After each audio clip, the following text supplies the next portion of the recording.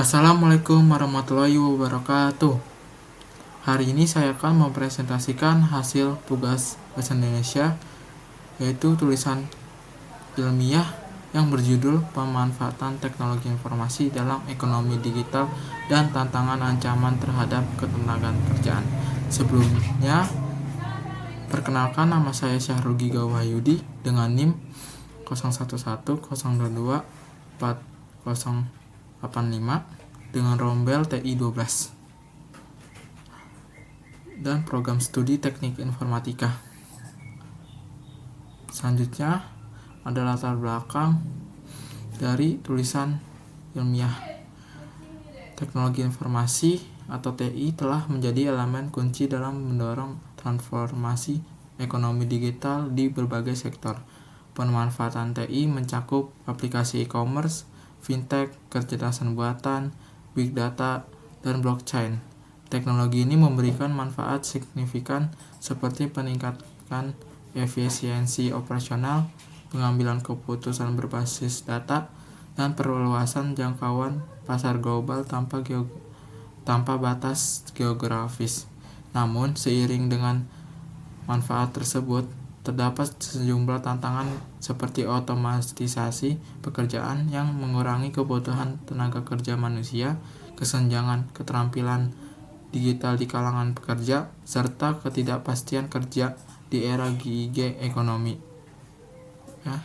Selanjutnya ada tujuan penelitian. Yang pertama, menganalisis peran TI dalam mendukung pertumbuhan ekonomi digital. Yang kedua, merumuskan strategi mitigasi untuk mengurangi dampak negatif otomatisasi pekerjaan. Yang ketiga, mengidentifikasi tantangan utama terhadap ketenagaan kerjaan, termasuk kesenjangan keterampilan dan akses teknologi. Selanjutnya ada batasan masalah. Yang pertama, penelitian hanya mencakup pemanfaatan teknologi informasi dalam konteks ekonomi digital di Indonesia, sehingga tidak membahas implementasi teknologi informasi di negara lain. Yang kedua, informasi digunakan berasal dari literatur, laporan penelitian, dan studi terdahulu. Data ini mencakup hasil analisis dan temuan yang relevan dengan topik. Yang ketiga, penelitian tidak mencakup survei lapangan, wawancara langsung, atau observasi, sehingga semua analisis bergantung pada data sekunder. Selanjutnya, metodologi.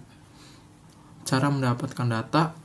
Penelitian ini menggunakan data sekunder yang diperoleh dari jurnal ilmiah, laporan penelitian, dan artikel terkait, dan publikasi resmi pemerintah.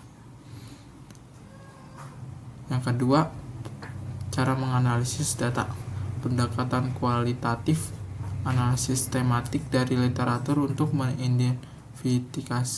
mengidentifikasi pola-pola terkait peran teknologi informasi dan tantangan ketenagaan kerjaan. Pendekatan kuantitatif, mengelola data statistik dari laporan yang ada untuk memberikan gambaran tentang dampak otomatisasi dan peluang yang diciptakan teknologi informasi. Hasil analisis dan pembahasan. Yang pertama, peran TI dalam ekonomi digital. Meningkatkan efisiensi operasional melalui otomatisasi dan penggunaan big data. Yang kedua, memperluas jangkauan pasar global bagi pelaku UMKM melalui platform seperti Shopee dan Tokopedia. Yang kedua, tantangan terhadap ketenagaan kerjaan. Otomatisasi pekerjaan menggantikan peran tenaga kerja manual, terutama di sektor manufaktur. Kesenjangan keterampilan digital yang menghambat sebagian pekerja untuk bersaing di pasar kerja modern. Mitigasi. Yang terakhir, mitigasi dampak negatif. Pelatihan ulang atau reskilling tenaga kerja untuk menyesuaikan dengan kebutuhan pasar. Yang kedua, peningkatkan akses teknologi di daerah terpencil untuk memastikan pemerataan teknologi. Yang ketiga, perlindungan sosial bagi pekerja berbasis platform digital seperti asuransi dan jaminan sosial. Oke, terakhir kesimpulan dan saran. Kesimpulan, penelitian ini menunjukkan bahwa teknologi informasi memainkan peran penting dalam mendorong perkembangan ekonomi digital di Indonesia. Inovasi teknologi telah memberikan peluang besar bagi pelaku usaha untuk meningkatkan efisiensi dan daya saing mereka. Namun di sisi lain, perkembangan ini juga menimbulkan tantangan serius terhadap ketenagaan kerjaan seperti otomatisasi pekerjaan dan kesenjangan keterampilan. Yang kedua, saran. Peningkatan pendidikan dan pelatihan digital menjadi kebutuhan mendesak di era otomatisasi. Pemerintah, perusahaan, dan institusi pendidikan perlu menyediakan program pelatihan ulang dan peningkatkan keterampilan untuk tenaga kerja, terutama di sektor-sektor yang terdampak oleh otomatisasi.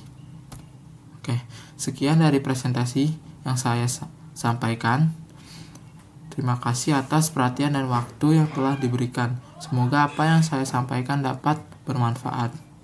Wassalamualaikum warahmatullahi wabarakatuh.